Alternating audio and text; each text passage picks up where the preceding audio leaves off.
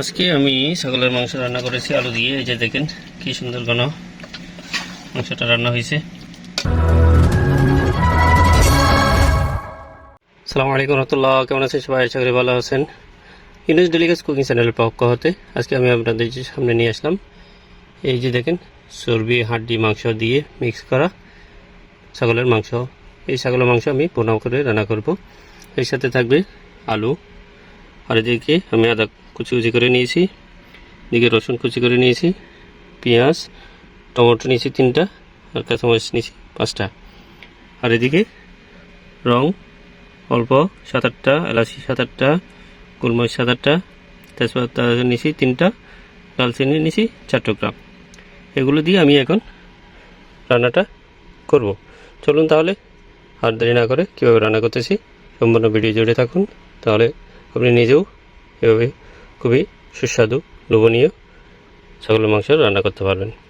আমি চুলা হাঁড়ি বসিয়ে দিলাম, এরপর এখানে পরিমাণ মতো তেল দিয়ে দিচ্ছি। যেহেতু ছাগলের মাংসের চর্বি রয়েছে তাই আমি তেল একটু কম দেব।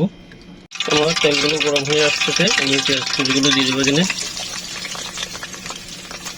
সবগুলো পেঁয়াজ কুচি দিয়ে আমি এটা ভালো করে নাড়িয়ে নেব। এরপর ঢাকনা দিয়ে ঢেকে দেব। দেখি আমার পেঁয়াজগুলো কীরকম হয়েছে। মাশাআল্লাহ আমার পেঁয়াজগুলো সিদ্ধ হয়ে আসছে। আমি এখন এক এক করে মশলা দিয়ে দেবো। এখানে হলুদ গুঁড়া দেবো 1 চামচ, মরিচের গুঁড়ো দেবো 1 চামচ। যেহেতু এটা আমার পাকিস্তানি ভাই সহ খাবে, তো একটু মরিচ কম খাই, 1 চামচ দিলাম। মশলা একটু বাড়িয়ে দিতে হবে। মশলা দেবো আমি 3 চামচ, কারণ মাংসের মধ্যে মশলা কম হলে খেতে ভালো লাগে না। মশলা 3 চামচ দিলাম। এরপর দিয়ে দিলাম আমার দালচিনি, তেজপাতা, রং, এলাচি সবগুলো একসাথে দিয়ে দিলাম। এখন হালকা একটু পানি দেব, না একটু লেগে যাবে।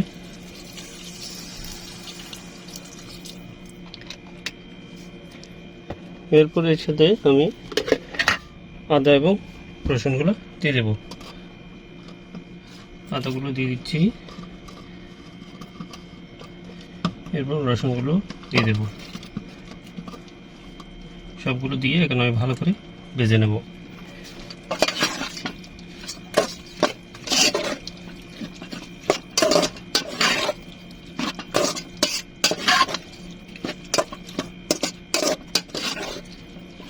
এখন এগুলো এভাবে আমি 5 মিনিট ঢেকে দেবো।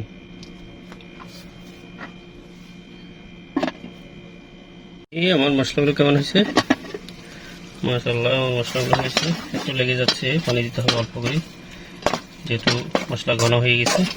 এখন এখানের মধ্যে আমি দিয়ে দেবো টমেটো আর কাঁচামরিচগুলো। টমেটোগুলো আমি যেহেতু চস ব্যবহার করতেছি না, টমেটো ছোটো ছোটো করে টুকরো করেছি, পুরো চসের মতো কাজ করবে, ঘন হবে। খুব ভালো করে নাড়িয়ে নিই।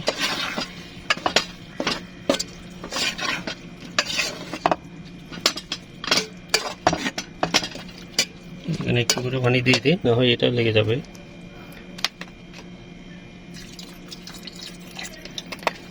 এরপর দেবো এখানে লবণ পরিমাণ মতো, পরে দেখে আবার দেওয়া যাবে। আমি প্রথমে একটু পরিমাণ মতো লবণ দেব। এরপর আবার ভালো করে নাড়িয়ে নেব। একটু হালকা আগুনের মধ্যে আরও 10 মিনিট রেখে দেবো। কি আমার মশলাগুলো কীরকম হয়েছে? মশলাগুলো কষা এসছে, এখন আমি মাংসগুলো দিয়ে দেবো। এখানে মাংসগুলো ভালো করে কষা নিতে হবে। এই দেখেন মাংসগুলো ভালো করে দিয়ে নিয়েছি, এখন এগুলো দিয়ে দেবো। এগুলো দিয়ে দিলাম, এখন ভালো করে উলটপালট করে নাড়িয়ে নেব।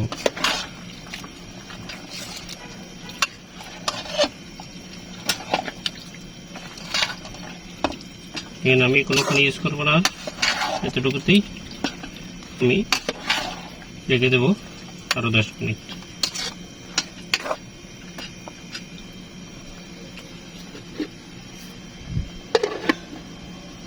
আমার রান্নাটা কতটুকু হয়েছে? মাশাআল্লাহ, আর মাংসগুলো সিদ্ধ হয়ে আসছে। দেখেন কি সুন্দর ঘন ঘন মাংসগুলো হয়েছে। এখন আমি এখানে আলুগুলো দিয়ে দেবো। আমি আলুগুলো আগে দিয়ে নিই, কারণ আলুগুলো গলে যাবে, সে কারণে। এই আলুগুলো আমি পানিতে ভিজিয়ে রাখছিলাম, আলুগুলো দিয়ে দেবো।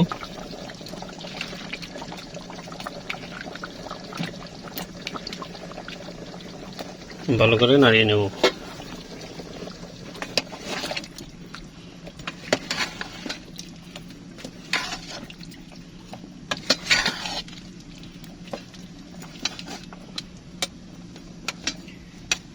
আমি ডাকনা দিয়ে আরো 10 মিনিট রেখে দেবো।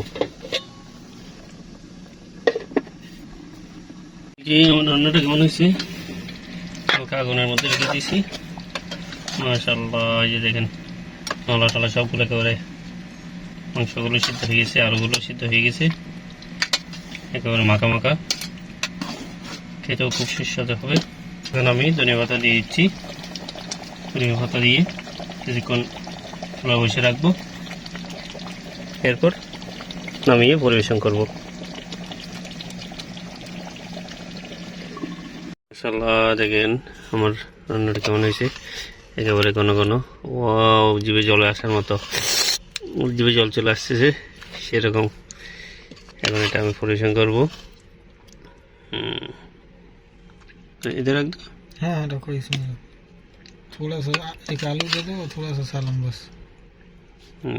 हो गया हमारा। देखो बिरयानी, बिरयानी के साथ खाऊंगा।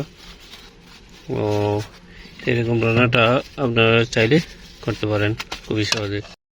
তো ভিউয়ার্স, আপনারাও এই ভিডিওটি দেখে হুবহু আপনারা সেম রান্নাটা করে নিতে পারবেন। তো ভালো থাকবেন। ভিডিওটি কেমন লাগলো কমেন্ট করে জানাবেন। দেখা হবে অন্য কোনো ভিডিওতে। আল্লাহ হাফেজ।